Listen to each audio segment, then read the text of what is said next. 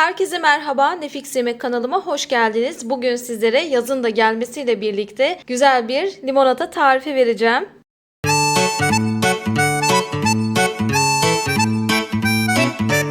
Tarifimde kullanılan malzemeler 4 adet limon, biraz nane, 1 tatlı kaşığı portakal kabuğu rendesi, 1,5 bardak şeker. Kullandığım suyun litresini de sizlere video içerisinde belirteceğim. Yapımına geçmeden önce videomu beğenip kanalıma abone olursanız çok sevinirim. Beni destekleyen abonelerime de teşekkürlerimi gönderiyorum. Limonatamızın tarifine başlayabiliriz.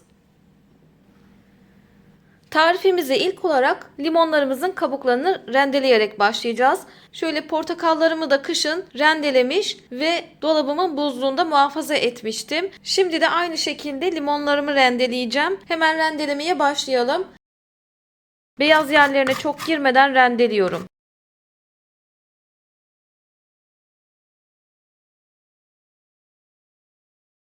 Bakın limonun beyaz yerlerine çok fazla girmedim. Alabildiğim kadar sarı yerlerinden aldım. Bunu limonatama renk vermesi için kullanacağım. Aroma vermesi için kullanacağım. O yüzden alıyorum. Bütün limonlarımın kabuklarını bu şekilde rendeliyorum.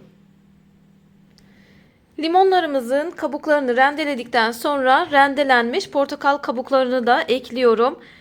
Renk olarak biraz portakal kabuklarından da destek alacağız. İçerisine 1,5 su bardağı şeker koyuyorum. Ve yapacağım işlem şu olacak. Şekerle kabukları birbirine geçireceğim. Şöyle ovalayarak bu kabukların rengini şekerlere geçiriyorum. Aromasını, rengini ovalayarak geçirelim. Şeker ve kabukları iyice ovaladıktan sonra artık limonlarımı içerisine katmaya başlıyorum. Limonlarımı şu şekilde keseceğim ve içerisine hepsini doğrayacağım. Çekirdekleriyle de beraber. Bakın şu şekliyle kesip içerisine koyuyorum hepsini.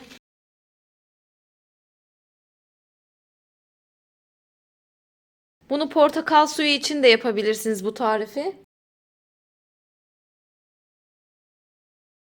Limonlarımı doğradıktan sonra yine bunların suyunu çıkarmak için elim yardımıyla bunları tekrardan şöyle eziyorum. Limonlarımın suyunu çıkardıktan sonra biraz su eklemesi yapıyorum. Ne kadar su eklediğimi toplam miktara ulaşınca söyleyeceğim. Şu an 1 su bardağı koydum. 2, 3, 4 ve 5. 5 su bardağı su koydum. Toplamda 1 litre yapar. Su bardaklarım 200 milimlik çünkü. Bunları hep açıklama kısmına yazacağım zaten arkadaşlar. Endişe etmeyin. Zaten su miktarları da limonunuzun adetine göre, aynı adet olsa bile sululuğuna göre değişecektir. Ya da şeker değerlendirmemize göre, damak tadımıza göre değişecektir. Bu oranı daha sağlıklı şu şekilde bulabiliriz. Suyu kontrollü bir şekilde ekleyip tadarak sağlıklı bir su oranına ulaşabiliriz. Ben yine de açıklama kısmına kullandığım su miktarını, oranını yazacağım tabii ki. Şimdi bunu güzelce bir kaşıkla karıştıralım. Ve bunun içerisine birkaç dal nane koyarak nane aroması da vermek istiyorum. Nanelerimin birazı taze, biraz da buzdolabının buzundan çıkardığım nane dalları. Bunları limonatama ekliyorum. Biraz nanenin aromasını da alsın. Üzerini kapatalım. 1 saat kadar bekletelim. Daha sonrasında süzme işlemine geçelim. 1 saat kadar beklettiğim limonatamı biraz daha su ekleyip süzüyorum.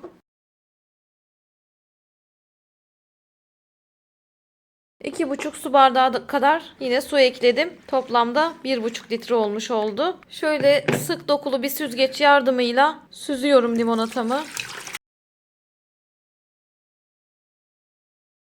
Limonatamı karıştırıp bir tadına bakacağım. Su ekleme istiyor mu, istemiyor mu? Şekeri nasıl? Kontrol edeceğim. Limonatama biraz daha su eklemesi yapacağım. Çünkü biraz fazla şekerli ve aroması gerçekten çok yüksek. Bunu da nasıl yapacağım? Bu geride kalan ürünlerimize tekrardan su ekleyeceğim. 2,5 bardak daha ekledim. Bunu şöyle ezerek ya da elinizle ezerek biraz daha aromasını bulup limonatamın içerisine tekrar süzüp koyacağım. Kaşık yardımıyla şöyle karıştırdım. Tekrardan süzüyorum. Limonatamın tadı tuzu yerinde. Toplamda 2 litrelik bir limonata elde etmiş olduk. Limonatamı servise hazırlayıp geliyorum.